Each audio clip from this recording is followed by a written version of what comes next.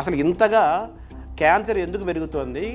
గతంలో ఉందా, ఇప్పుడే పెరుగుతుందా ఈ మధ్య కాలంలో? క్యాన్సర్ మొత్తం మీద పెరిగింది అనడం వాస్తవం అండి. చిన్న చిన్న పిల్లలకు కూడా ఎందుకు క్యాన్సర్ వస్తుంది? వాళ్ళల్లో ఆ శరీరంలో ఇంటిగ్రల్గా అక్కడే అంతర్లీనంగా అక్కడ కణాలు సరైన పద్ధతులు విభజన జరగకుండా క్యాన్సర్ కణాలుగా మారుతుంది. గర్భంలో ఉన్న శిశువు కూడా క్యాన్సర్ అంటే పుండే కదా? పుండు ఒక్కటి మాత్రమే. క్యాన్సర్ అనేది బ్లడ్కి పుండే ఉంటుంది. ఏ సిగరెట్ తాగినా వస్తుందా క్యాన్సరు? పొగాకు, నాటు పొగాకుతో చుట్ట తాగినా 10,000 రూపాయలు సిగార్స్ ఉంటాయి. దాన్ని తాగినా లేకపోతే ఖరీదైన సిగరెట్లు ఫిల్టర్ పెట్టుకొని తాగినా ఆ కాలినప్పుడు ఊపిరితిత్తుల్లోకి వెళ్ళేది నికోటిన్. వెజిటేరియన్, నాన్ వెజిటేరియన్లో ఏది ఆరోగ్యదాయకము, ఏది క్యాన్సర్ని రాకుండా చేస్తుంది? అది ఏమైనా ఉందా సైన్స్? మాంసాహారులకి క్యాన్సర్ రావడానికి ఎక్కువ అవకాశం. ఇప్పుడు శారీరక వ్యాయామము, యోగా, సూర్య నమస్కారాలు, దీని ద్వారా క్యాన్సర్ రాకుండా అరికట్టడానికి అవకాశాలు ఉన్నాయి. యోగా చేస్తే క్యాన్సర్ రాదనేది ఎటువంటి వాస్తవం కాదు. నమస్కారం. మనతో పాటు డాక్టర్ కృష్ణయ్య గారు ఉన్నారు. డాక్టర్ కృష్ణయ్య గారు ఆర్థోపెడిక్ సర్జన్గా అంతర్జాతీయ స్థాయిలో చాలా ప్రసిద్ధి కలిగిన డాక్టరు. అంతకుముందు మెడ్సిటీ CEO గారు ఉండేవారు. చాలామంది సామాన్య నిరుపేద దగ్గర నుంచి సినిమా సెలబ్రిటీస్ వరకు చాలామంది వారికి పేషెంట్స్, స్నేహితులు, ఆత్మీయులు. అటువంటి డాక్టర్ కృష్ణయ్య గారు కొన్ని నెలల క్రితమే బసవతారకరాం క్యాన్సర్ ఆసుపత్రికి CEOగా వారు బాధ్యతలు తీసుకున్నారు. ఇప్పుడు మనం బసవతారకరామ క్యాన్సర్ ఆసుపత్రిలో ఉన్నాము. డాక్టర్ కృష్ణయ్య గారిని CEO హోదాలోను డాక్టర్ గారు అడిగి ఈ ఆసుపత్రిలో జరిగే సేవలు, క్యాన్సర్ గురించి, నివారణోపాయాల గురించి, చికిత్స గురించి, ఈ విశేషాలన్నీ తెలుసుకునే ప్రయత్నం చేద్దాం. సార్ నమస్కారం. సార్ నమస్కారం. సార్ మీరేమో ఆర్థోపెడిక్ సర్జను, మీ సబ్జెక్ట్ అది. మీరు విదేశాల్లో కూడా చాలా ఏళ్ళు పనిచేశారు, చాలా పెద్ద పెద్ద ఆసుపత్రుల్లో కీలకమైన విభాగాల్లో చేశారు. ఇప్పుడు సరే మెడ్సిటీకి అడ్మినిస్ట్రేటర్గా కూడా CEO గారు ఉన్నారు. ఇదేం పూర్తిగా క్యాన్సర్ మీ సబ్జెక్టే కాదు. మీ సబ్జెక్టు కాని క్యాన్సర్ ఆంకాలజీ వాళ్ళు కాకుండా మిమ్మల్ని CEO కుర్చీలో కూర్చోబెట్టారు కదా, దీన్ని ఎలా చూస్తున్నారు? మీరు దాన్ని ఏ విధంగా సమన్వయం చేసుకుంటారు? మంచి ప్రశ్న వేస్తారండి. ఇక్కడ CEO అనే వ్యక్తి ముఖ్య కార్యనిర్వహణాధికారి అనేది క్యాన్సర్ ట్రీట్మెంట్లో పూర్తిగా లోతైనటువంటి పరిజ్ఞానం ఉండాల్సిన అవసరం లేదు. ఒక క్యాన్సర్ వైద్యశాలని నిర్వహించడానికి కావలసినటువంటి అనుభవం, కావలసినటువంటి పరిజ్ఞానం ఉంటే అది చాలా వరకు సరిపోతుంది. ఎందుకంటే ఇక్కడ చేయాల్సిన విషయాలు డాక్టర్ని సమన్వయపరిచి రోగులకి సక్రమమైనటువంటి వైద్యం మనం అనుకున్న రీతిలో జరగడానికి కావాల్సినటువంటి ఏర్పాట్లు, డాక్టర్లకు కావాల్సినటువంటి సదుపాయాలు, పరికరాలు ఇవన్నీ సమకూర్చి ఆ సమన్వయపరిచి దాన్ని సమగ్రమైనటువంటి సరైనటువంటి పద్ధతిలో నిర్వహించే అనుభవం ఉన్నట్లయితే చాలా వరకు సరిపోతుంది. ముఖ్యంగా నేను కూడా వైద్యుడిని కాబట్టి ఈ విభాగం నాకు కొంచెం కొత్త అయినా కూడా క్యాన్సర్ వైద్యం దాన్ని తెలుసుకోవడానికి, పూర్తిగా దాంట్లో మంచి చెడులు గ్రహించడానికి పెద్ద సమయం పట్టలేదు. కాబట్టి ఇవాళ నేను క్యాన్సర్ రోగికి అత్యంత ఆధునికమైనటువంటి వైద్యం ఇవ్వడానికి నాకు అంత పరిజ్ఞానం లేకపోయినా కూడా క్యాన్సర్ రోగికి ఎటువంటి వైద్యం చేయాలి, దాన్ని ఎలా నిర్వహించాలని కావాల్సిన అనుభవాన్ని తెలుసుకోవడానికి ఎక్కువ సమయం పట్టలేదు. మీరు బేసిక్గా డాక్టర్ కాబట్టి క్విక్గా అడాప్ట్ అయ్యారు సబ్జెక్ట్. అవునండి. అదే ఒక డాక్టర్ కాని వ్యక్తి ఇటువంటి స్థానంలో కూర్చుంటే కష్టం అవుతుంది. ఎందుకంటే చాలా సున్నితమైన అంశాలు ఉంటాయి. ఉదాహరణకి క్యాన్సర్ మీద ఆపరేషన్ చేసే డాక్టరు కొన్ని పరికరాలు కావాలనో, కొన్ని విషయాలు కావాలన్నప్పుడు దాని ప్రాముఖ్యతను గుర్తించాలంటే యాజ్ అ సర్జన్గా నాకు తెలుసు. ఆపరేషన్ థియేటర్ ఎలా నిర్వహించాలంటే దాంట్లో నాకు తెలుసు. ఒక వైద్యుడు కాని వ్యక్తి దాన్ని అంత సులభంగా అవగాహన చేసుకోలేరు. ఎందుకంటే ఇది హైలీ టెక్నికల్ సబ్జెక్ట్. అంటే మీరు మెడ్సిటీ CEOగా చేశారు, అంతకుముందు విదేశాల్లో డాక్టర్గా చేశారు. అంటే అది డాక్టర్ అండ్ CEO అనుభవం రెండు కంబైన్డ్గా ఇక్కడ మీకు ఉపయోగపడుతుంది. వాస్తవం. అయితే ఇప్పుడు క్యాన్సర్ గురించి మనం మాట్లాడుకోవాలి. ప్రధానంగా ఆసుపత్రి క్యాన్సర్ హాస్పిటల్ ఫేమస్ కాబట్టి బసవతారకం క్యాన్సర్ ఆసుపత్రి. ఇప్పుడు బోన్ క్యాన్సర్ కూడా పెరుగుతోంది, చాలా వస్తుంది కదా. మీ సబ్జెక్ట్ బోన్స్, మీ సబ్జెక్టే కదా. సో ఈ బోన్ క్యాన్సర్ సబ్జెక్ట్లో మీ యొక్క వైద్యపరంగా మీ సేవలు ఏమైనా అందుతున్నాయా? అవసరమైనప్పుడు నేను కూడా అది చేయగలనండి. అయితే మా దగ్గర మంచి వైద్యులు ఉన్నారు. ఆ బోన్ క్యాన్సర్కి కేవలం బోన్ క్యాన్సర్ ట్రీట్మెంట్ మాత్రమే చేసే వైద్యులు ఉన్నారు ఇక్కడ. నేను ఒక ఆర్థోపెడిక్ వైద్యుడిగా క్యాన్సర్ కూడా ఒక భాగమే, కానీ క్యాన్సర్ మీద అత్యంత ఆధునికమైనటువంటి ఉన్నతమైనటువంటి పరిజ్ఞానం నాకు లేదు. ఆంకాలజీ దాంట్లో ఒక స్పెషల్ డివిజన్ అది. కాకపోతే గతంలో ఒక యావరేజ్ ఆర్థోపెడిక్ సర్జన్ కూడా అప్పుడప్పుడు క్యాన్సర్కి సంబంధించినటువంటి వైద్యం, ముఖ్యంగా ఆపరేషన్లు చేయడానికి కావాల్సిన పరిజ్ఞానం ఉంటుంది.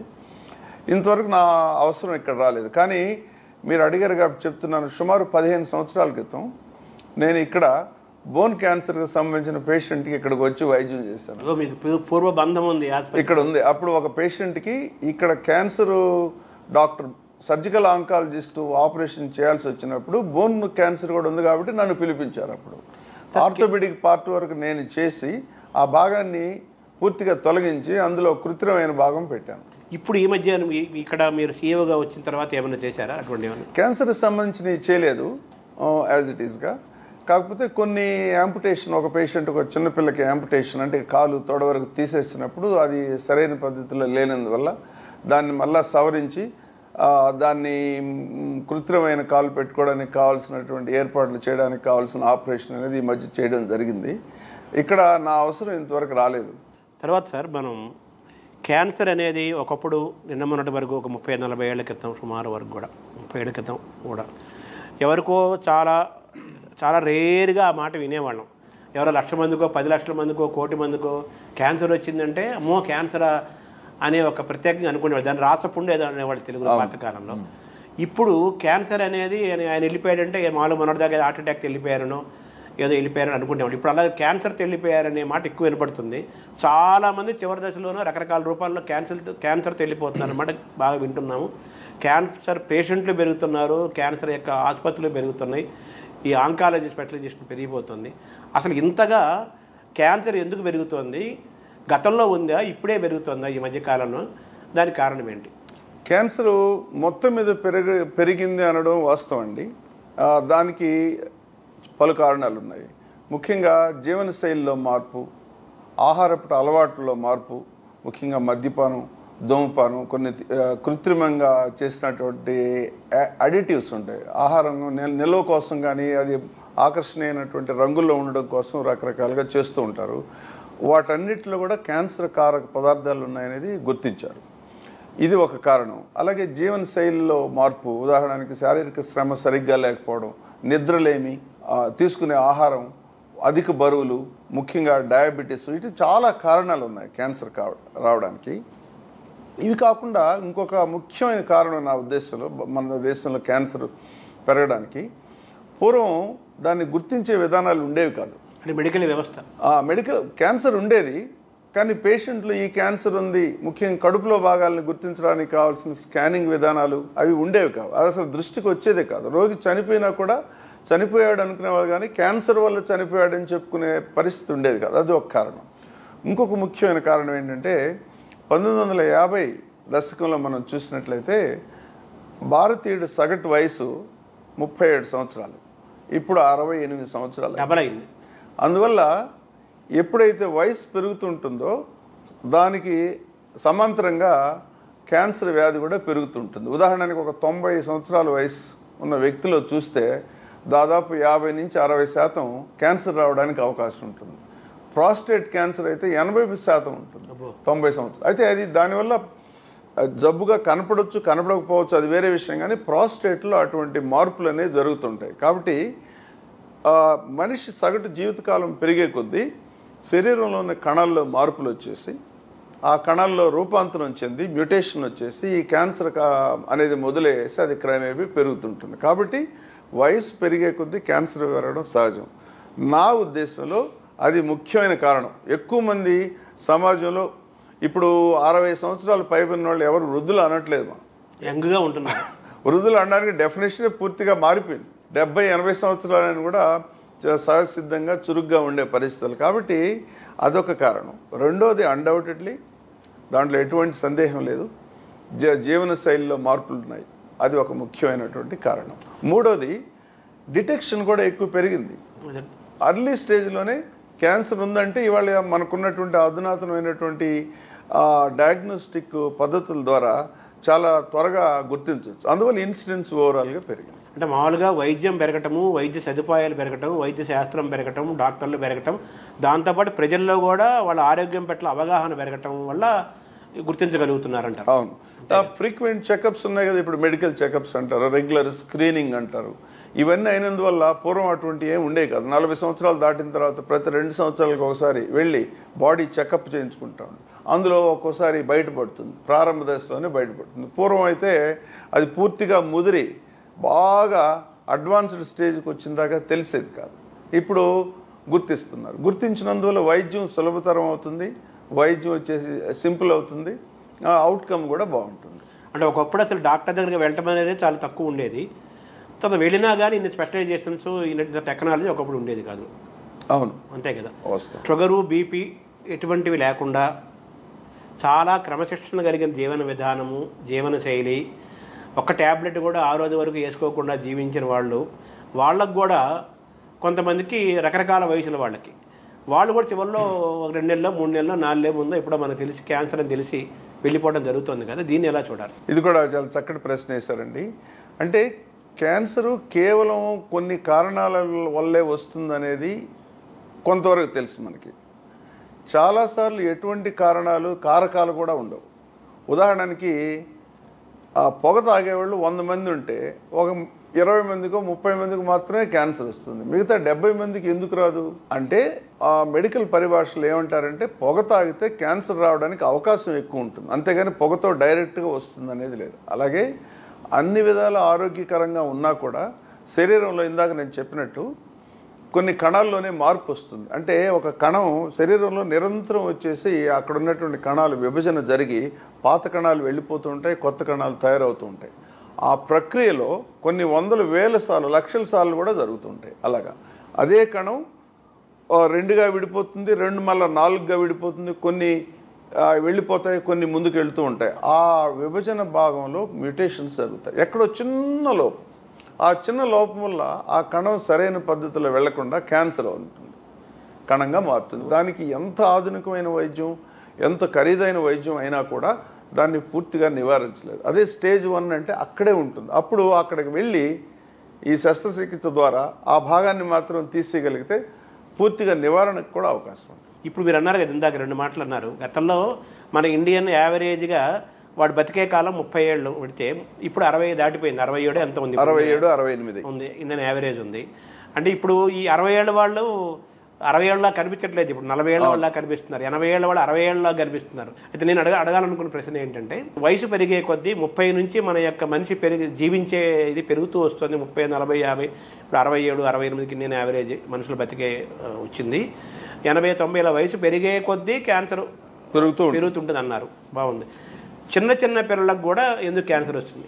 ఇది దానికి ఇంతకు ముందే నేను చెప్పాను. వాళ్ళల్లో ఆ శరీరంలో ఇంటిగ్రల్గా అక్కడే అంతర్లీనంగా అక్కడ ఆ కణాలు సరైన పద్ధతులు విభజన జరగకుండా క్యాన్సర్ కణాలుగా మారిపోతాయి. గర్భంలో ఉన్న శిశువుకు కూడా అంటే చాలా అరుదైంది అనుకోండి, ఆ గర్భంలో ఉన్న శిశువు అభివృద్ధి చెందుతున్నప్పుడే ఆ కణాలు అలా గ్రోత్ వచ్చేసి పెరుగుదల వచ్చి సరైన పద్ధతిలో వెళ్లకుండా ఈ క్యాన్సర్ రూపంలో వెళ్ళడానికి కొన్ని కారణాలు ఉన్నాయి. జనరలైజ్ చేసి చెప్పుకోవడానికి ఏంటంటే వయసు పెరిగే కొద్దీ పెరుగుతూ ఉంటుంది. దానికి కూడా ఇదే కారణం. వయసు పెరిగే కొద్దీ శరీరంలో ఉన్నటువంటి కణాలు దాని నిజ స్వరూపమును అలాగే ఉండకుండా రూపాంతరం చెందుతాయి. ఆ రూపాంతరం చెందినప్పుడు సహజంగానే ఇలా ట్యూమర్స్ అంటే కణితుల్లాగా మారి క్యాన్సర్ కణాలు కణితుల్లాగా మారడానికి అవకాశం ఎక్కువ ఉంది. దాంతో ఇదే కారణం అన్నమాట చిన్నపిల్లల్లో రావడానికి. అలాగే బ్లడ్ క్యాన్సర్ చాలా విని ఉంటారు, చాలాసార్లు సినిమాల్లో కామనెస్ట్ కాదు క్విక్ డెత్ అంటే బ్లడ్ క్యాన్సర్.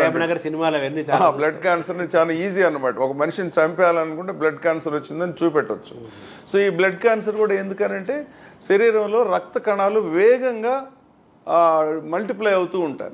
కొద్ది రోజులు ఉండి తర్వాత వెళ్ళిపోయి కొత్త కణాలు వస్తూ ఉంటాయి. అంటే నిరంతరం కొత్త కణాలు ఏర్పడుతుంటాయి, పాత కణాలు. క్యాన్సర్ అంటే పుండే కదా, పుండు ఒక్కటి మాత్రమే. క్యాన్సర్ అనేది బ్లడ్కి పుండే ఉంటుంది. అవును.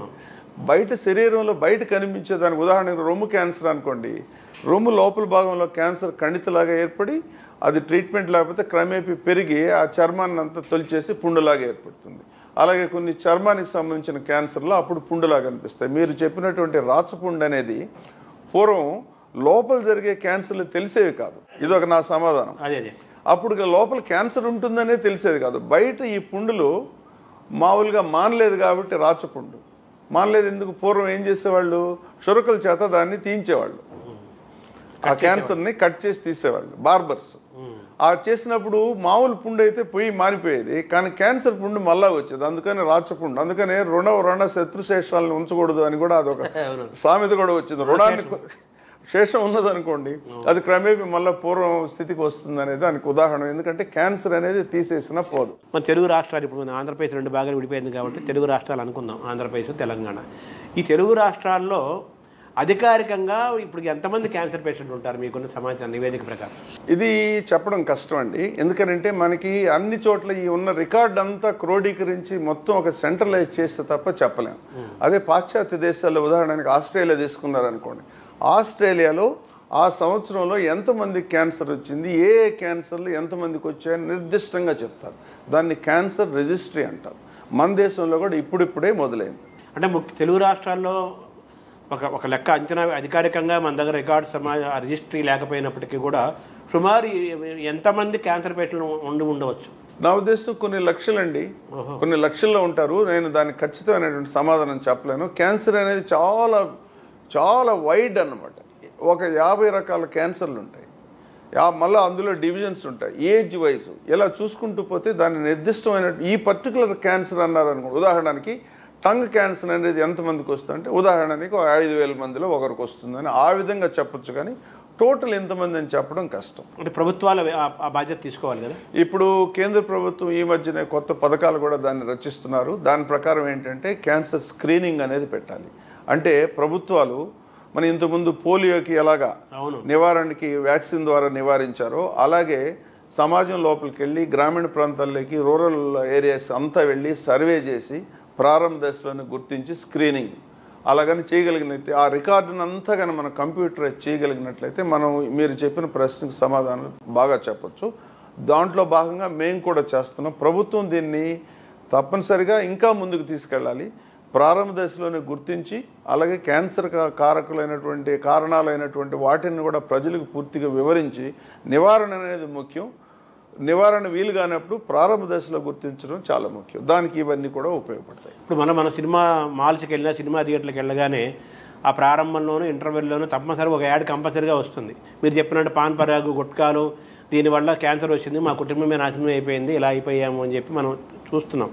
ఆ విధంగా కొంత ప్రసారము కొంత ప్రచారం జరుగుతుంది. అంటే ఉదాహరణకి మీరు చూసినట్లయితే ఈ డాక్టర్స్ ముఖ్యంగా పొగ త్రాగడం వల్ల ఊపిరితిత్తుల క్యాన్సర్ వస్తుంది అనేది నిర్ధారణ అయింది. 1950లోనే నిర్ధారణ అయింది. మొట్టమొదటిసారిగా బ్రిటన్లో ఈ పొగ తాగే వాళ్ళ మీద పరిశోధన చేస్తే క్యాన్సర్ వచ్చిన వాళ్ళలో ఎక్కువ పొగ తాగే వాళ్ళు కనపడ్డారు.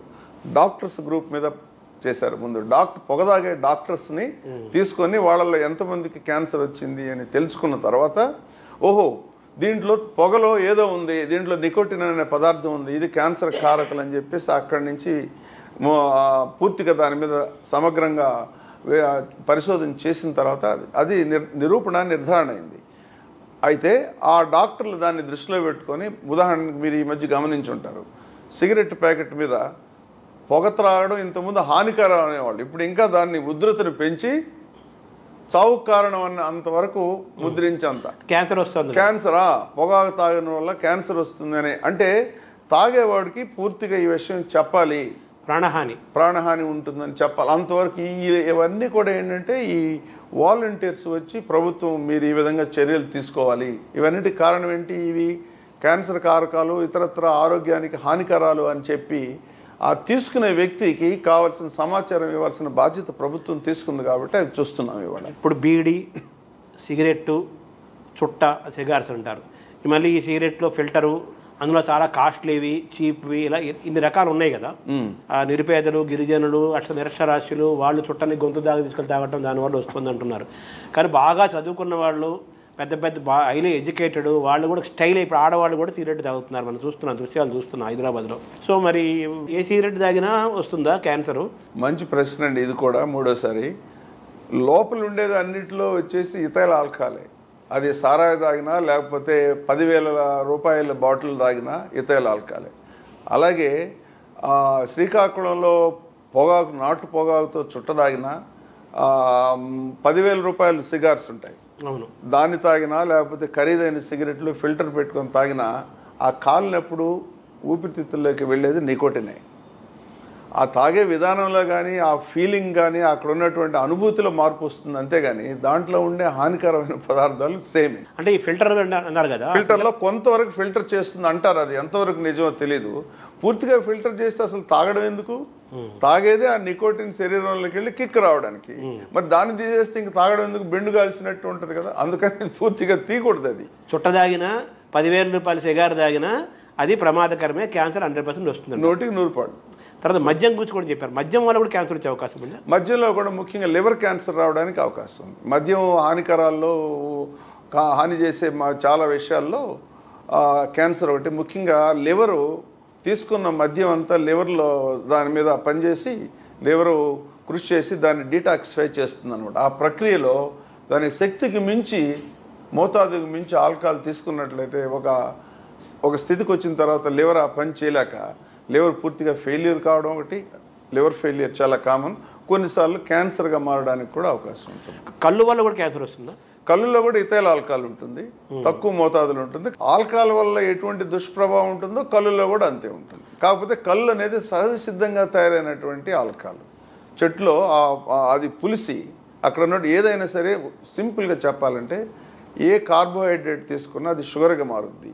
ఈ షుగర్ని ఫర్మెంట్ చేసినప్పుడు దాంట్లో ఈస్ట్ కలుపుతారు. ఈస్ట్ అనే బ్యాక్టీరియాని కలిపినప్పుడు ఈస్ట్ ఏం చేస్తుందంటే షుగర్ని ఆల్కహాల్ కింద మారుస్తుంది. అందుకని కొన్నిసార్లు సహజ సిద్ధంగా ఫ్రూట్స్ కూడా అలాగే ఉండి పులిసిపోయి ఆల్కహాల్ కింద మారుతాయి. సార్, ఇప్పుడు వైన్ ఆరోగ్యానికి చాలా మంచిది అని కూడా ఈ మధ్య చాలా బాగా చెబుతున్నారు, అది ఎంతవరకు కరెక్ట్? వైన్ మంచిది, విస్కీ చెడ్డది అన్నట్టు ఏం లేదండి. వైన్లో రెడ్ వైన్ మంచిదని ఒక వాదం ఉంది. ఎందుకనంటే not because of the alcohol it. Red వైన్లో ఉండే ఆల్కహాల్ వైట్ వైన్లో, బీర్లో, విస్కీ, రమ్ము, జిన్ను, సారాయి ఉండే అన్నిటి ఆల్కహాల్ ఒకటే. అయితే రెడ్ వైన్లో ఈ ఆల్కహాల్తో పాటు యాంటీ ఆక్సిడెంట్స్ ఉంటాయి. ఈ యాంటీ ఆక్సిడెంట్స్ అనేటి, ఇప్పుడు రెడ్ వైన్ అనేది రెడ్ గ్రేప్స్ నుంచి చేస్తారు. ఈ రెడ్ గ్రేప్స్లో ఎర్ర ద్రాక్ష నుంచి, ఈ ఎర్ర ద్రాక్ష చేసేటప్పుడు ఆ ద్రాక్ష చర్మం ఉంటుంది కదా, అది రెడ్గా ఉంటుంది. అందువల్ల వైన్ రెడ్గా వస్తుంది. వైట్ వైన్ వైట్ గ్రేప్స్తో చేస్తారు. ఈ రెడ్ గ్రేప్లో ఉన్నటువంటి ఆ ద్రాక్ష పైన ఉన్నటువంటి చర్మంలో ఉంది, అందులో highest concentration of antioxidants ఉంటాయి. ఈ యాంటీ ఆక్సిడెంట్స్ అనేటివి శరీరంలో ఉన్నటువంటి విష పదార్థాలని నిర్మూలించడానికి ఉపయోగపడతాయని ఒక శాస్త్రంలో నిరూపణ అయింది. అందుకని అప్పటి నుంచి 1990లో అమెరికన్ కార్డియాలజీ అసోసియేషన్ వాళ్ళు రెడ్ వైన్లో ఎక్కువ యాంటీ ఆక్సిడెంట్స్ ఉంటాయి, యాంటీ ఆక్సిడెంట్స్ శరీరానికి చాలా మంచిదని ఒక పేపర్ పబ్లిష్ చేశాక రెడ్ వైన్ తాగడం విపరీతమైంది. బట్ రెడ్ వైన్ తాగినా అందులో ఎక్కువ మోతాదులో మీరు ఆల్కహాల్ తీసుకుంటే ఆ ఆల్కహాల్ లివర్ని ఎలాగో డ్యామేజ్ చేస్తుంది. కాబట్టి సేఫ్ అనేం కాదు. క్యాన్సర్ కారకమైన అంశాలలో క్యాన్సర్ రావడానికి అనేక కారణాలు ఉన్నాయంటారు కదా, అందులో మనం పీల్చే గాలి, ఆహారం కూడా ఉంటుందా? తప్పకుండా ఉంటుందండి. తీసుకునే ఆహారాలు, జీవన విధాన శైలి కంటే దాంతో పొల్యూషన్. ఇవాళ మనం చూసినట్లయితే బయట ఆటోమొబైల్ పొల్యూషన్, వాహనాల ద్వారా వచ్చే కాలుష్యం, వెహికల్ పొల్యూషన్, పొగ్గొట్టాల ద్వారా వచ్చే కార్బన్ డైఆక్సైడ్, కార్బన్ మోనాక్సైడ్, వీటన్నిటి ద్వారా తప్పనిసరిగా, అలాగే ఇండస్ట్రియల్స్ దగ్గర నుంచి పొగగొట్టాల నుంచి వచ్చే పొల్యూషన్, వీటన్నిటి కూడా కొన్ని కారణాలు. సో మీరు చెప్పినట్టు గాలి, నీరు, ఆహారము, జీవనశైలి ఇవన్నీ కూడా క్యాన్సర్ కారకాలు. మనం జీవించే విధానంలోనే అంతర్భాగం. అంతే, జీవనశైలి అన్నారు. జీవనశైలిలోనే మామూలుగా ఎంత చక్కగా మనం జీవించినా కూడా కొన్నిసార్లు వస్తాయి. వీటన్నిటిలో మిళితమై ఉన్నాం మనం. కాకపోతే ఎప్పుడు ఆ విచక్షణను ఉపయోగించి, మంచి చెడ్డల్లో అన్నీ ఉంటాయి కానీ మంచి మాత్రం ఎందుకు తీసుకోవాలి, అలాగే ఆహారంలో ఇవన్నీ మన దైనందిన జీవితంలో ఇవన్నీ భాగాలు. కాబట్టి మీరు వీలైనంత వరకు ఆటోమొబైల్ ఈ పొల్యూషన్కి దూరంగా ఉండడం, స్వచ్ఛమైన గాలి పీల్చడం కావాల్సినటువంటి ఏర్పాట్లు చేసుకోవడం, అలాగే మంచి ఆహారం తీసుకోవడం. కృత్రిమంగా తయారు చేసిన ఆహారం వల్ల కూడా ఎక్కువ వస్తుందని, ముఖ్యంగా రకరకాల హార్మోన్స్ కలిపి కృత్రిమంగా విపరీతమైన ప్రొడక్షన్ చేయడం కోసం చేసినటువంటి ఆహార పదార్థాలు కానీ, అలాగే వెజిటబుల్స్, కూరగాయలు, ఆకుకూరలు లాంటివి కృత్రిమ పద్ధతుల ద్వారా వీటన్నిటికి కూడా ఏదో ఒక రకమైన క్యాన్సర్కి సంబంధం ఉంది అనేది ఇవాళ వాస్తవం. అది వెజిటేరియన్, నాన్ వెజిటేరియన్లో ఏది ఆరోగ్యదాయకము, ఏది క్యాన్సర్ని రాకుండా చేస్తుంది, అది ఏమైనా ఉందా సైన్స్? చాలా వరకు ఉందండి. పూర్తి వివరాలకు వెళ్ళాలంటే, ఫైన్ డీటెయిల్స్లోకి వెళ్ళాలి. క్లుప్తంగా చెప్పాలంటే మాంసాహారులకి క్యాన్సర్ రావడానికి ఎక్కువ అవకాశం ఉంది. ముఖ్యంగా రెడ్ మీట్ తీసుకున్నప్పుడు అది వాళ్ళకే నిరూపణ అయింది.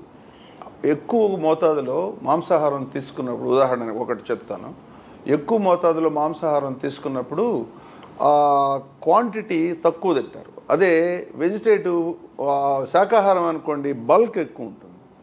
అంటే పీచు పదార్థాలు ఎక్కువ ఉంటాయి. శరీరానికి ఉపయోగపడేదానికంటే కూడా మలం ద్వారా విసర్జించే పదార్థం ఎక్కువ ఉంటుంది. మన మానవ శరీరం ఆ ఎక్కువ పదార్థం విసర్జించడానికి కావాల్సినటువంటి వ్యవస్థను ఏర్పరిచింది. దానికి భిన్నంగా ఎప్పుడైతే తక్కువ తీసుకున్నారో, ఇది ఆ వ్యవస్థలో ఈక్విలిబ్రియం, అక్కడ ఉన్నటువంటి సమన్వయం లోపం వల్ల గట్ క్యాన్సర్స్ ఎక్కువ. ఉదాహరణకి పాశ్చాత్య దేశాల్లో, అమెరికా, యూరోప్లో ఈ కోలన్ క్యాన్సర్ చాలా ఎక్కువ మనకంటే. వన్ ఆఫ్ ది రీజన్ ఎందుకు వచ్చిందని అంటే ఆహారంలో పీచు పదార్థం అంటే ఫైబర్ ఎక్కువ లేనందువల్ల వచ్చిందని నిర్ధారణ అయింది. అందుకని ఫైబర్ తీసుకోండి, ఫైబర్ ఎక్కువ తీసుకోండి అని చెప్పడానికి అదొక కారణం అనమాట. మనకి రిలేటివ్గా లేదని కాదు, భారతదేశంలో ముఖ్యంగా శాకాహారంలో అది తక్కువగా ఉంటుంది, మాంసాహారంలో ఎక్కువ ఉంటుంది. సో మనం ఆహారం తీసుకునే క్రమంలో నాన్ వెజిటేరియన్ ద్వారా క్యాన్సర్ వచ్చే ప్రమాదం ఉంది కాబట్టి వీలైనంత వరకు అవాయిడ్ చేయడం మంచిది అంటారు. అలా చెప్పకూడదు, అంత డైరెక్ట్ చెప్పడం సబబు కాదు. ఎందుకంటే కొంత ఎక్కువ ఉంటుంది, అంతేగాని నాన్ వెజిటేరియన్ తీసుకుంటే క్యాన్సర్ వస్తుందని చెప్పే అంత పూర్తి శాస్త్రీయ ఆధారం కొంతవరకు ఉంటుంది, కొంతవరకు కారణం ఉంటుంది. మన ఆయుర్వేదం ప్రకారం చూసిన you are what you eat అంటారు. ఆల్మోస్ట్ వెజిటేరియన్ ఇస్ సేఫ్ అంటారా? దాంట్లో సందేహం ఏమి లేదు. అందుకని ఈ మధ్య కాలంలో ప్రపంచంలో అన్ని దేశాల్లో కూడా ఈ శాకాహారం మీద ఎక్కువ మోజు, ఎక్కువ ప్రచారం వస్తుంది. శాకాహారం మంచిది అనేది సర్వత్రా ఇవాళ నమ్ముతున్నారు. దాంట్లో ఎటువంటి అనుమానం లేదు, అది నిజం కూడా. ఇప్పుడు శారీరక వ్యాయామము, యోగా, సూర్య నమస్కారాలు, ధ్యానము, ఉపాసన, ఈ మార్గాల ద్వారా, అంటే ఇది మెంటల్ అండ్ ఫిజికల్ ఎక్సర్సైజ్లు, దీని ద్వారా క్యాన్సర్ రాకుండా అరికట్టడానికి అవకాశాలు ఉన్నాయి. అంటే ఇవి శారీరక అలవాట్లలో ఇంప్రూవ్మెంట్ ద్వారా ఇండైరెక్ట్గా కొంత ఉండొచ్చేమో, కానీ ఇప్పుడున్న సమాచారం ప్రకారం అయితే శాస్త్రీయంగా దీనికి ఎటువంటి ఆధారం లేదు. యోగా చేస్తే క్యాన్సర్ రాదనేది ఎటువంటి వాస్తవం కాదు. అలాగే శారీరక వ్యాయామాలు, శ్రమలు, ఆహారపు అలవాట్లు తీసుకుంటే ఆరోగ్యం మెరుగ్గా ఉంటుంది అనడంలో ఎటువంటి సందేహం లేదు. కానీ పూర్తిగా ఇది నిరంతరం ఇది చేసే వాళ్ళ క్యాన్సర్ వచ్చిన వాళ్ళు ఉన్నారు కదా. సరే, మన బసవతారక రామ క్యాన్సర్ హాస్పిటల్, ఈ కేంద్రం, ఇది హాస్పిటల్ మరియు రీసెర్చ్ సెంటర్ కూడా కదా. ఇందులోకి వస్తే మీకు మామూలుగా సంవత్సరానికి ఎంతమంది పేషెంట్లు వస్తుంటారు? ఇక్కడ రావడం ఎక్కువ మంది ఈ హాస్పిటల్లో ఎంచుకుంటున్నారా? మన తెలుగు వాళ్ళు ముఖ్యంగా, మిగతా రాష్ట్రాల నుంచి వస్తున్నట్టుంది. ఇక్కడ జరిగే సేవలు ఏంటి? ఇక్కడ రావడం వల్ల క్యాన్సర్ పేషెంట్లకు వచ్చే లాభం ఏంటి? వాళ్ళు ఏ విధంగా క్యూర్ అయ్యి బయటకు వెళ్తున్నారు? ఎంతమంది మరణం దాకా వెళ్లకుండా మామూలుగా ఆరోగ్యంతో బయటకు వెళ్తున్నారు? మాకు పోయిన సంవత్సరం దాదాపు 80,000 మంది మా హాస్పిటల్కి వచ్చారండి అవుట్ పేషెంట్ ద్వారా. అలాగే ప్రతి సంవత్సరం సుమారు 8,000 మందికి ఆపరేషన్ చేస్తాం, క్యాన్సర్కి సంబంధించిన ఆపరేషన్లు. వీళ్ళందరూ రకరకాల స్టేజ్ల్లో వస్తూ ఉంటారు. ప్రాథమిక స్టేజ్లో కనుక వస్తే అద్భుతమైనటువంటి వైద్యం, నివారణ, అంటే ఇంక దాన్ని పూర్తిగా రాకుండా ఇంక రాదు అని చెప్పే పరిస్థితి కూడా వస్తుంది. కొన్నిటిని అదుపులో పెట్టవచ్చు, కొన్ని పూర్తిగా నయం చేయొచ్చు, కొన్నిటిని చేయలేము, ఇలా ఉంటుంది. అయితే ఈ హాస్పిటల్ ఎందుకు ఉభయ తెలుగు రాష్ట్రాల్లో బాగా ప్రాచుర్యం పొందిందంటే, ఇది లాభాపేక్షలు అనేటువంటి హాస్పిటల్, ట్రస్ట్. ఇక్కడ వచ్చినటువంటి డబ్బుని ఎవరు తీసుకెళ్లరు. అందువల్ల పేషెంట్కి ఏది అవసరమో అంతవరకు మాత్రమే చేస్తారు. ఎక్కువ చేసి ఎక్కువ సంపాదన అనే ధోరణి ఈ హాస్పిటల్కి లేదు. అలాగే అత్యంత ఆధునికమైనటువంటి వైద్యం అతి తక్కువ ధరలో అందించే వ్యవస్థ ఉన్నది ఇక్కడ. అలాగే ఆరోగ్యశ్రీలో వచ్చిన, తక్కువ డబ్బు కట్టగలిగే స్థితిలో వచ్చినా, కొంతమంది ఏమి కట్టలేకపోయినా, ఆరోగ్యశ్రీ లేకపోయినా కూడా ఏదో ఒక రూపంలో రకరకాల డొనేషన్స్ ద్వారా ఉన్నటువంటి వ్యవస్థని ఇక్కడే కాస్త కోస్త మిగిలిన డబ్బు ద్వారా వాళ్ళందరికీ కూడా వైద్యం చేస్తాం. డాక్టర్లందరూ కూడా లాభాపేక్ష లేకుండా చూస్తారు. ఎందుకంటే డాక్టర్స్ ఎవరు కూడా ప్రైవేట్ ప్రాక్టీషనర్స్ కాదు. ఇక్కడ వాళ్ళు నెలసరి జీతం తీసుకొని చేసేవాళ్ళు కాబట్టి ఎక్కువ మందులు రాసినంత మాత్రాన వాళ్ళకి ఏమి రాదు. కాబట్టి ఈ వ్యవస్థ అనేది చాలా సాధారణంగా స్వచ్ఛంగా ఉన్నటువంటి వ్యవస్థ. అందరూ కూడా నిబద్ధతతో పనిచేస్తారు కాబట్టి ఇక్కడికి వస్తారు. ఇంకోటి, మాకు కొత్త ఎక్విప్మెంట్ అవి కావాలంటే మేము దాతలు కొన్నిసార్లు ఇస్తూ ఉంటారు. ఆ దాతల ద్వారా స్వీకరించి ఎప్పటికప్పుడు మా దగ్గర ఉన్నటువంటి పరికరాలని ఆధునీకరించుకోవడం, కొత్తవి కొనుక్కోవడం. ఆ విధంగా ఇక్కడ లభించే వైద్యం ఏ కార్పొరేట్ హాస్పిటల్కి కూడా తీసిపోని రీతిలో ఉంది. అత్యంత ఆధునికమైనటువంటి వైద్యాన్ని అతి తక్కువ ఖర్చుతో అందించాలనేదే మా హాస్పిటల్ యొక్క వ్యవస్థాగత మొదట ఉన్నటువంటి ప్రమోటర్స్ అందరూ కూడా వాళ్ళ ధ్యేయం అది. ఆ ధ్యేయం ప్రకారం ఇవాళ కూడా నడుస్తూ ఉంటాం. ఇక్కడికి వచ్చే పేషెంట్లు, క్యాన్సర్ పేషెంట్లు ఆరోగ్యం కుదుటపడి మామూలుగా మనుషులుగా జీవించిన వాళ్ళు, ఆరోగ్యాన్ని కుదుటపడి వెళ్ళిన వాళ్ళు, క్యాన్సర్ నయం చేసుకుని వెళ్ళిన వాళ్ళు ఎంత % ఉంటారు? 80,000 చాలా మంది ఉంటారండి. ఈ 80,000 మందిలో చాలా క్యాన్సర్స్ పూర్తిగా క్యూరబుల్ ఉంటాయి. ఉదాహరణకి క్యాన్సర్ సర్వైవల్ డే అని అప్పుడప్పుడు పెట్టి, ముఖ్యంగా అతి క్లిష్టమైన క్యాన్సర్ వ్యాధి నయమైన వాళ్ళంతా తీసుకొచ్చి అందరికీ భరోసా కల్పించడానికి వాళ్ళందరికీ చేత చెప్పిస్తుంటారు ప్రతి సంవత్సరం కూడా క్యాన్సర్ సర్వైవల్ డే అని. అలాగే కొన్ని ముఖ్యంగా రొమ్ము క్యాన్సర్కి సంబంధించి ప్రారంభ దశలో వస్తే దాన్ని ఆ ట్యూమర్ని పూర్తిగా తీసేసి తర్వాత మందుల ద్వారా దాన్ని పూర్తిగా నయం చేసే పరిస్థితులు చాలా ఉన్నాయి ఇక్కడ. ఇప్పుడు నేను చెప్పేది ఏంటంటే, ఇవాళ క్యాన్సర్కి అత్యంత ఆధునికమైన వైద్యం అందుబాటులో ఉంది. కానీ ప్రాథమిక దశలో గుర్తించాలి. ఈ ప్రాథమిక దశలో గుర్తించాలనంటే అందరికి కూడా దాని గురించి అవగాహన ఉండాలి. కాబట్టి మా హాస్పిటల్ ఇంకొక ముఖ్యమైన అంశం ఏంటంటే, ఈ క్యాన్సర్ గురించి అవగాహన కల్పించడం, క్యాన్సర్ రాకుండా నివారణకు కావాల్సినటువంటి అన్ని సమాచారం ఇవ్వడం, అలాగే క్యాన్సరు ఒకవేళ వచ్చినట్లయితే దాన్ని ప్రారంభ దశలో గుర్తించడానికి ఎటువంటి పరీక్షలు చేసుకోవాలి, ఎప్పుడు డాక్టర్ దగ్గరికి వెళ్ళాలి అనే దాని మీద అవగాహన కల్పించడం అనేది మాకు రోగికి వైద్యం చేయడం ఎంత ముఖ్యమో దానికి సమాంతరంగా మేము చూసి బాగా గ్రామీణ ప్రాంతాల్లోకి వెళ్ళి డోర్ స్టెప్ దగ్గరికి వెళ్ళి దీనంతా ప్రచారం చేసి మాకున్నటువంటి 2 మొబైల్ వ్యాన్స్ ద్వారా మా సిబ్బంది అంతా అక్కడికే వెళ్ళి గ్రామాలకు వెళ్ళి స్క్రీనింగ్ చేసి వాళ్ళకి కావాల్సినటువంటి పద్ధతులన్నీ బోధిస్తుంటారు. ఎవరైనా క్యాన్సర్ పేషెంట్ అక్కడ గుర్తిస్తే వాళ్ళని మళ్ళీ మా హాస్పిటల్కి తీసుకొచ్చి ఇక్కడ ట్రీట్మెంట్ ఇస్తాం. ఈ వ్యాన్లో అత్యంత ఆధునికమైనటువంటి మ్యామోగ్రఫీ, ఎక్స్రే, అల్ట్రాసౌండ్ ఇవన్నీ కూడా అక్కడే ఉంటుంది. అందులో 2 వ్యాన్లు కూడా 2 దాతలు ఇచ్చారు. దాదాపు గడిచిన 15 సంవత్సరాల్లో 2,50,000 మందికి ఇలా స్క్రీనింగ్ చేసి వాళ్ళకి మేలు కల్పించారు. అంటే సంవత్సరానికి 80,000 మంది మన హాస్పిటల్కి ఎవ్రీ ఇయర్ యావరేజ్గా ఈ మధ్య పెరుగుతుంది కదా, వస్తుంటే ఎంతమంది మరణాల సంఖ్య ఎంత % ఉంది? పర్సంటేజ్ నేను చెప్పలేనండి. ఈ 80,000 మంది కూడా క్యాన్సర్ ఉన్నవాళ్ళే.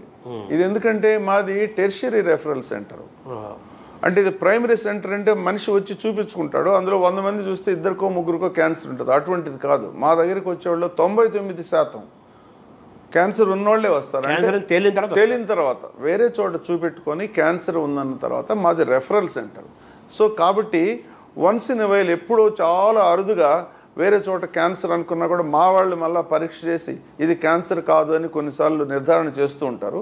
అది 1% అనుకోవచ్చు. 99% ఈ 72,000 మందిలో 99% క్యాన్సర్ ఉన్నవాళ్ళే. అంటే ఇతను మరణాలు తక్కువ ఉంటాయా ఎలా అది అడుగుతున్నారు? అది స్టేజ్ని బట్టి ఉంటుందండి కొన్ని. అందుకనే ఆ మరణాలు తప్పనిసరిగా చాలా మంది చనిపోతూ ఉంటారు, మా హాస్పిటల్లోనే చనిపోతూ ఉంటారు. అంటే లాస్ట్ స్టేజ్లో వచ్చారు.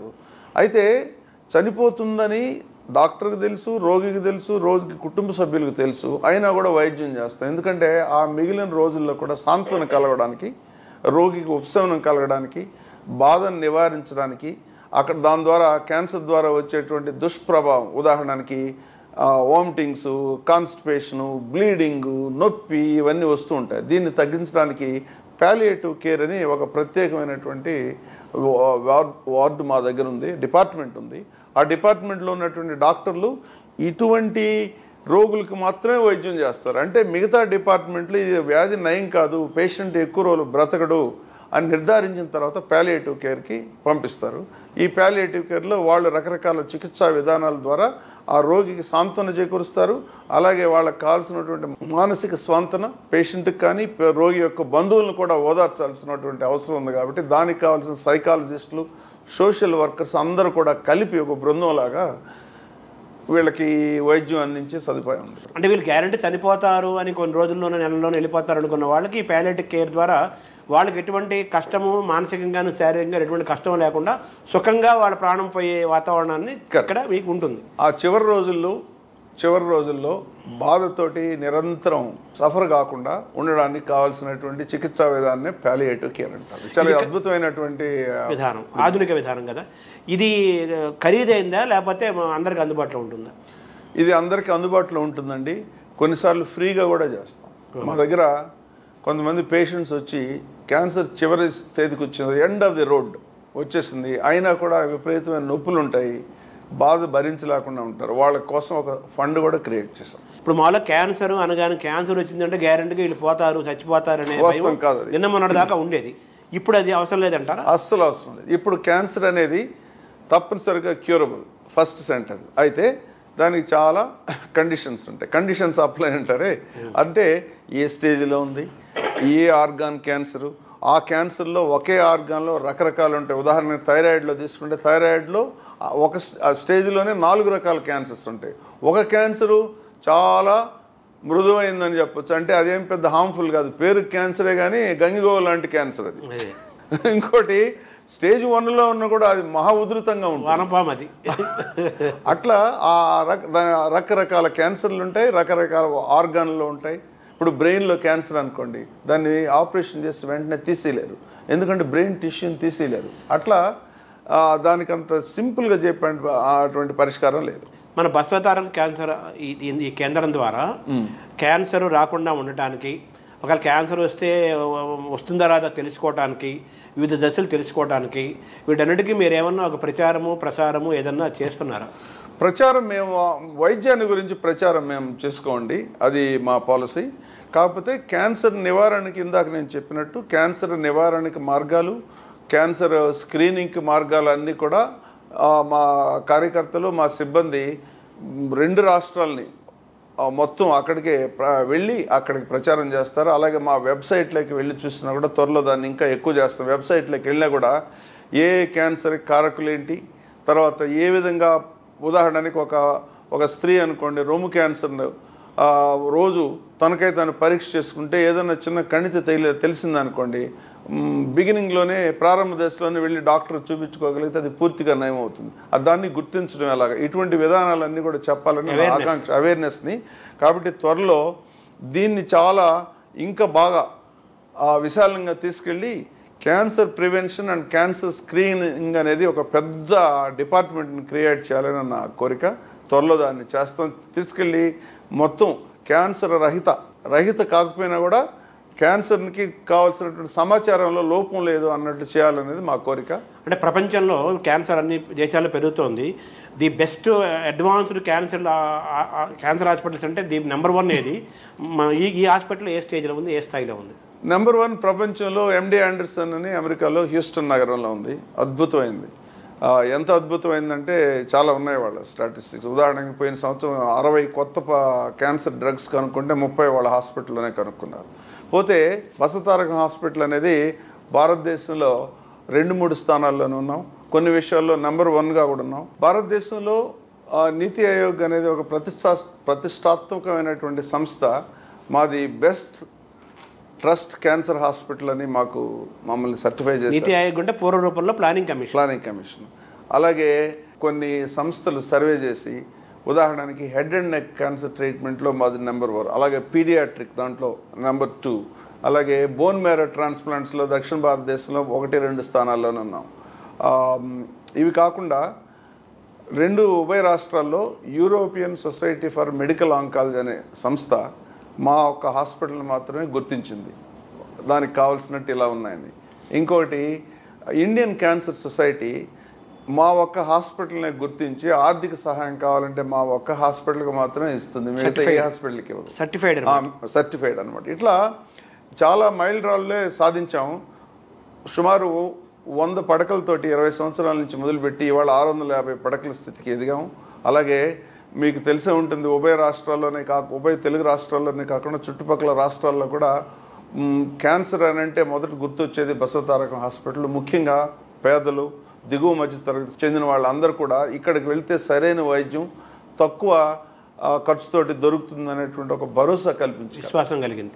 అంటే భారతదేశంలో క్యాన్సర్ ఇన్స్టిట్యూట్స్ అన్నామా హాస్పిటల్లో కేంద్రాల్లో కొన్నిట్లో 1వ స్థానంలో, కొన్నిట్లో 2వ స్థానంలో, కొన్ని 3వ స్థానంలో ఈ ఆసుపత్రి అన్ని కలిపి అన్ని విషయాల్లో కూడా దాదాపు టాప్ 5లో ఉన్నామండి.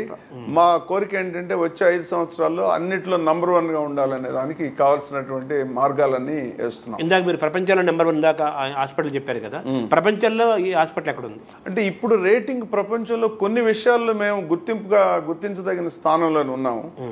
అంటే టాప్ 10 లోపలనే. అంటే ఏ విషయాల్లో అన్న బట్టి ఉంటుంది అనమాట. ఇప్పుడు ఒక దానికి రేటింగ్ ఇవ్వాలని అంటే రేటింగ్ ఏజెన్సీ కొన్ని విషయాలు తీసుకుంటుంది. Number of patients, parameters, A type of operations చేస్తున్నారు, అక్కడ ఉన్నటువంటి వైద్యులు ఎలా ఉన్నారు, ఎటువంటి రీసెర్చ్ జరుగుతుంది, ఎటువంటి కార్యక్రమాలు జరుగుతాయి, వీటన్నిటిని బట్టి రేటింగ్ నిర్ణయిస్తారు. ఏదేమైతేనే గ్లోబల్ స్టాండర్డ్స్ త్వరలోనే ఇప్పుడు ముఖ్యంగా నేను ఇక్కడ రావడానికి కూడా ఏంటంటే నా కోరిక ఏంటంటే వచ్చే 5 సంవత్సరాల్లోనే 5-10 సంవత్సరాల్లో ప్రపంచ స్థాయిలో మనం కూడా టాప్ 10లో మనం కూడా ఒకరుగా ఉండాలి. బసవతారకం క్యాన్సర్ ఇన్స్టిట్యూట్ అనేది మా బోర్డు మెంబర్స్ కానీ మా చైర్మన్ బాలకృష్ణ గారు వీళ్ళందరి కోరిక కూడా అంత ఉన్నతమైన స్థితికి తీసుకెళ్లాలని మా అభిలాష. దాన్ని తప్పనిసరిగా సాధించి తీరుతాం. ఇక్కడ పనిచేసే డాక్టర్లు కానీ మీరు కానీ స్థాపించిన వాళ్ళు కానీ దీన్ని ఏదో డబ్బులు చేసుకునేదేనో లేకపోతే వేరే మిగతా వైద్యశాల కాకుండా ఒక చారిటీ తోటి ఒక మానవతా దృక్పథంతో అన్ని రకాల వాళ్ళకి, చిన్నవాళ్ళకి, పేదవాళ్ళకి, మధ్యతరగతి వాళ్ళకి అందుబాటులో ఉండేటట్టుగా ఇక్కడ చికిత్స జరుగుతుంది అంటున్నారు కదా. అలాగే దీంతో పాటు సమానంగా రీసెర్చ్ జరుగుతోంది. చాలా టెక్నాలజీ కూడా మోస్ట్ అడ్వాన్స్డ్ టెక్నాలజీ ఉంది. భారతదేశంలో 1-2-3లో ఉన్నారు, ప్రపంచంలో కూడా పోటీ పడే పరిస్థితులు ఉన్నారు కదా. ఇవన్నీ కావాలంటే డబ్బులు కావాలి, నిధులు కావాలి. మరి ఆ నిధులు ఎక్కడి నుంచి తెస్తున్నారు? తప్పకుండానండి. ఒక మంచి కార్యక్రమం అనేది మనం పూనుకున్నట్లయితే నిధులు తప్పనిసరిగా వస్తుందనేది నా ప్రగాఢమైన విశ్వాసం అండి. ఇప్పటికే గొప్ప గొప్ప కార్యక్రమాలు చేస్తున్నాం కాబట్టి చాలామంది దాతలు ముందుకు వచ్చి మాకు చేయూతనిస్తున్నారు. భవిష్యత్తులో ఇంకా ఈ డొనేషన్స్, ఫిలాంథ్రఫీ ఇవన్నీ బాగా వచ్చి మాకు చేయూతను ఇవ్వగలిగినట్లయితే, ప్రభుత్వం కానీ చేయూతనగా ఇవ్వగలిగితే ఇంకా ముందుకెళ్తాం. ప్రస్తుతానికైతే ఎక్కడ ఎటువంటి లోపం లేకుండా ఎవరికి తీసిపోని విధంగా అత్యంత ఆధునికమైనటువంటి చికిత్సను మేము అందించగలుగుతున్నాం. అంటే గతంలో 100ల్లో ఉన్న పడకలు ఇప్పుడు వేలల్లోకి పెరిగింది కదా. ఈ సముదాయం, ఈ ప్లేస్ సరిపోతుందా? సరిపోదు. దీన్ని మనం ఎక్స్పాండ్ చేయాలనే ప్లాన్స్ ఉన్నాయి. అలాగే త్వరలో విజయవాడలో కూడా ఒక నూతనమైనటువంటి హాస్పిటల్ని నిర్మాణం చేసి అక్కడ ఉన్నటువంటి వాళ్ళకి ఇంత దూరం ప్రయాణం చేయాల్సిన అవసరం లేకుండా అక్కడే వైద్యాన్ని అందించాలని కోరిక కూడా, ఆలోచన కూడా మా బోర్డు మెంబర్స్, చైర్మన్ గారు దాన్ని చాలా సునిశ్చితంగా పరిశీలిస్తున్నారు. దాన్ని కావాలని అందరి కోరిక. త్వరలో అమరావతిలో ఉంటుందా? అమరావతిలోనే ఉంటుందని. అమరావతిలో ప్రస్తుతానికి ప్రభుత్వం మాకు కొంత స్థలం ఇచ్చింది. అక్కడ హాస్పిటల్ నిర్మించాలనే దానికి మేము ప్రస్తుతం ఆ ఏర్పాట్లో. ఈ స్థాయిలో ఉంటుంది అక్కడ కూడా? ఇంతకంటే ఎక్కువ స్థాయిలో ఉంటుంది. అక్కడ నిర్మించబోయే ఆసుపత్రి ప్రపంచ స్థాయిలో ఉంటుంది. అది ఎప్పటికీ సిద్ధమవుతున్నారు? అంటే ఇప్పుడు మొదలు పెడితే 2-3 సంవత్సరాల్లోనే ప్రారంభమవుతుంది. అలాగే దాన్ని ఒక దశల వారీగా దాన్ని నిర్మాణం చేసి ప్రపంచ స్థాయి ఆసుపత్రి చేయాలనేది మా కోరిక. మీరు నాకు ఎప్పటి నుంచో తెలుసు, మామూలుగా మీరు చాలా ఎథిక్స్ ఉన్న వ్యక్తి, తర్వాత వైద్యం ద్వారా డబ్బులు సంపాదించాలి అనే ఉద్దేశం ఉన్న వ్యక్తులు కాదు. మీరు ఒక హ్యూమన్ టచ్తో ఉంటారు. ఒకరికి ఇవ్వటమే కానీ మీకు తీసుకోవడం తెలియదు, అది కూడా నాకు తెలుసు. అటువంటి వారు మీరు ఇక్కడికి వచ్చిన తర్వాత మీకోసం వ్యక్తిగతంగా మీకోసం కాకపోయినా కానీ మీరు అన్నట్టుగా ఈ హాస్పిటల్ని సర్వాంగ సుందరంగా అభివృద్ధి చేయాలన్నా, ఇంకా ఫెసిలిటీస్ తేవాలన్నా, సొంత స్థలాల్లో ఏదో నిర్మాణం చేసుకోవాలన్నా, ఏం చేసుకోవాలన్నా డబ్బులు కావాలి. కాబట్టి ఈ చారిటీని మీరు అడగగలుగుతున్నారా మీ మనస్తత్వానికి? దీంట్లో అడగడంలో నాకు ఎటువంటి సంకోచం ఏమి లేదండి. ఎందుకంటే ఒక మంచి కార్యక్రమం కాబట్టి తప్పనిసరిగా ఎటువంటి సంకోచం లేకుండా నేను దాతలకి, ముఖ్యంగా పబ్లిక్ అండర్టేకింగ్కి, పెద్ద పెద్ద కంపెనీస్ దాతృత్వం ఉన్న వాళ్ళందరినీ గుర్తించి వాళ్ళ దగ్గరికి వెళ్ళి మాకు చేయూతనివ్వమని అడగాలని నా కోరిక కూడాను. అందువల్ల అలాగే ముందుకు వెళ్ళగలం. కానీ ఇక్కడ మా సొంత నిధులు అంటూ యాజ్ ఇట్ ఈస్గా ఏం లేవు కాబట్టి వాళ్ళ సహకారం మాకు కావాలి. ముఖ్యంగా ప్రభుత్వ సహకారం కూడా చాలా అవసరం. ఇప్పుడు మీరు లీజు స్థలంలో ఉన్నది ఈ ఆసుపత్రి. మీరు త్వరలో అమరావతిలో, ఆంధ్రప్రదేశ్లో ప్రత్యేకంగా ఇంతకంటే అడ్వాన్స్లు చేస్తామంటున్నారు. ఇప్పుడు పెరుగుతున్న నేపథ్యంలో లీజులో ఉన్న ప్లేస్ నుంచి మీరు సొంత ప్లేస్లోకి స్థలం తీసుకొని సొంతంగా నిర్మాణం చేసే అవకాశం ఉంటుందా? ప్రభుత్వ సహకారం ఏమైనా? ఆంధ్రప్రదేశ్లో అయితే పూర్తిగా సొంత స్థలం అండి.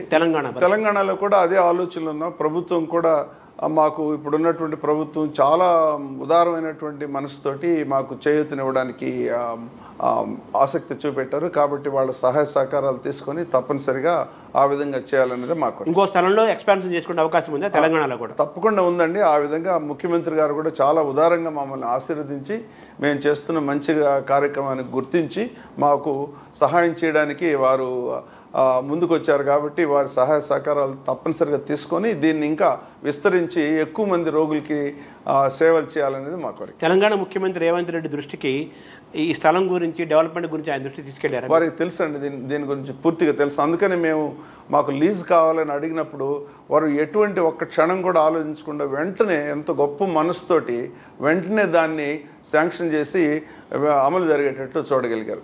థ్యాంక్ యూ డాక్టర్ గారు. నమస్కారం.